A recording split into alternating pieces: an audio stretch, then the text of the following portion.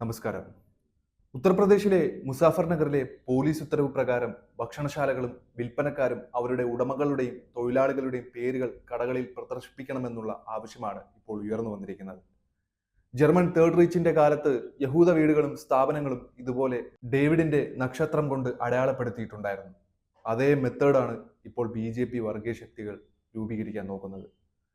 തങ്ങളുടെ വാർഷിക യാത്രയിൽ കനുവാരിയ തീർത്ഥാടകർക്ക് നാണക്കേട് ഒഴിവാക്കാനും വിശ്വസിച്ചാലും ഇല്ലെങ്കിലും ഹിന്ദുക്കൾക്ക് തുല്യാവകാശം ഉറപ്പാക്കാനുമാണ് ഇത് ചെയ്യുന്നതെന്നാണ് അധികാരികൾ പറയുന്ന ന്യായം. അതായത് അവർ ഉടമകളോട് പറയുന്നത് നിങ്ങൾക്ക് കഴിയുന്നത്ര മികച്ച രീതിയിൽ പ്രവർത്തിക്കുക എന്നതാണ്. ഇതിൽ സന്തോഷകരമായ കാര്യം എന്തെന്നാൽ രാഷ്ട്രീയപരമായി പ്രതിപക്ഷം മാത്രമല്ല ബി എക്കാലത്തെയും വിശ്വസ്തനായ ഷിയ മുസ്ലിം നേതാവ് മുക്താർ അബ്ബാസ് നഖ്വിയും റിപ്പബ്ലിക്കിന്റെ ഭരണഘടനാപരവും ജനാധിപത്യപരവുമായ തത്വങ്ങൾക്ക് വിരുദ്ധമായ ഇത്തരം വിഭാഗീയ പ്രൊഫൈലിങ്ങിനെതിരെ ശക്തമായ എതിർപ്പാണ് പ്രകടിപ്പിച്ചിരിക്കുന്നത്. ഒട്ടും വൈകാതെ തന്നെ തന്റെ പാർട്ടിയുടെ ഇത്തരത്തിലുള്ള വിഭാഗീയ പ്രവർത്തനങ്ങൾക്കെതിരെ നഖ്വി ശബ്ദമുയർത്തുന്നത് ഇതാദ്യമായിട്ടായിരിക്കും. എൻ ഗവൺമെന്റിന്റെ രണ്ട് പ്രധാന ഘടകങ്ങളായ ജനതാദളും തെലുങ്കുദേശം പാർട്ടിയും അവരുടെ മതേതര ആഭിമുഖ്യം കണക്കിലെടുത്ത് ഏറ്റവും മ്ലേച്ഛമായ ഈ ആവശ്യത്തോട് എങ്ങനെ പ്രതികരിക്കുമെന്ന് കണ്ടറിയേണ്ടിയിരിക്കുന്നു എന്നുള്ളതാണ്. ശരിക്കും ഈ ഒരു അവസ്ഥയിൽ നിന്നും അവർ ബി പിന്തിരിപ്പിക്കേണ്ടതല്ലേ? മുസ്ലിങ്ങളുടെ സാമ്പത്തിക ബഹിഷ്കരണം ലക്ഷ്യമിട്ടുള്ള നീക്കമായാണ് ഇന്ത്യൻ നാഷണൽ കോൺഗ്രസ് ഈ നീക്കത്തെ വിശേഷിപ്പിച്ചിരിക്കുന്നത്.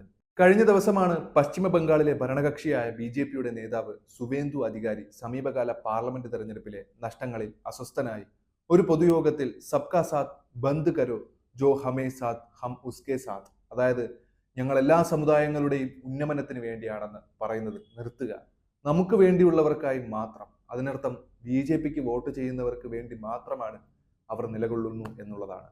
സബ്കാ സാത്ത് സബ്കാ എന്ന മുദ്രാവാക്യത്തിൽ നിന്ന് വലിയ മൂലധനം സ്വരൂപിക്കാൻ ശ്രമിച്ച പ്രധാനമന്ത്രി മോദിയുടെ ഏറെ കൊട്ടിഘോഷിക്കപ്പെട്ട ബ്രാൻഡ് വാഗ്ദാനത്തിന് മുന്നിൽ ഈ പുതിയ ജനാധിപത്യ വിരുദ്ധവും ഭരണഘടനാ വിരുദ്ധവുമായ മുദ്രാവാക്യം പറന്നുയരുന്നു എന്നതാണ് ഇതിന്റെ മ്ലേച്ഛകരമായ ഒരു മഹത്വം.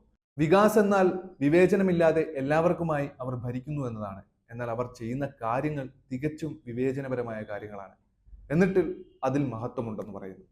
നാളിതുവരെ രാജ്യത്തിന്റെ ചീഫ് എക്സിക്യൂട്ടീവ് ബി ഭരിക്കുന്ന ഒരു സംസ്ഥാന സർക്കാരിനെയും അവർ ചെയ്ത ഒന്നിനും ഒരിക്കൽ പോലും അഭിനന്ദിച്ചിട്ടില്ല എന്നതാണ്.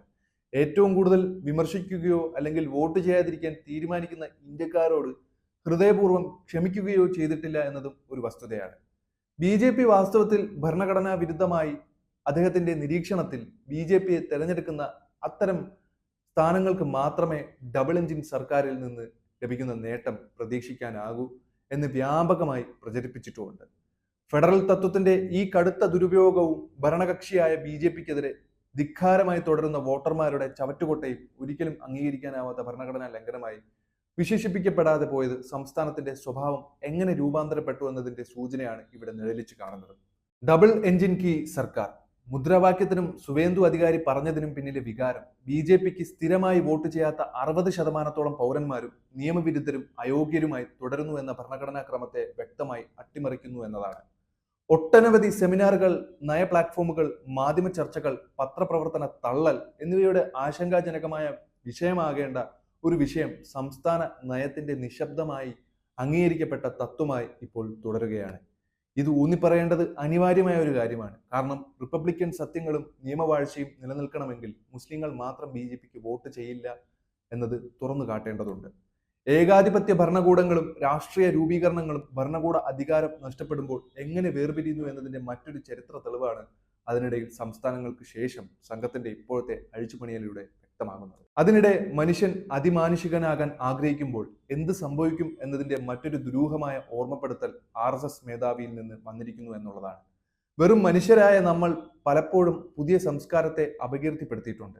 എന്നാൽ ഇപ്പോൾ ഭാഗവതത്തിൽ നിന്ന് വരുന്നത് ഒരുപക്ഷെ ശ്രദ്ധിച്ചേക്കാമെന്നാണ് സംഘപരിവാറുകാരുടെ വാദം.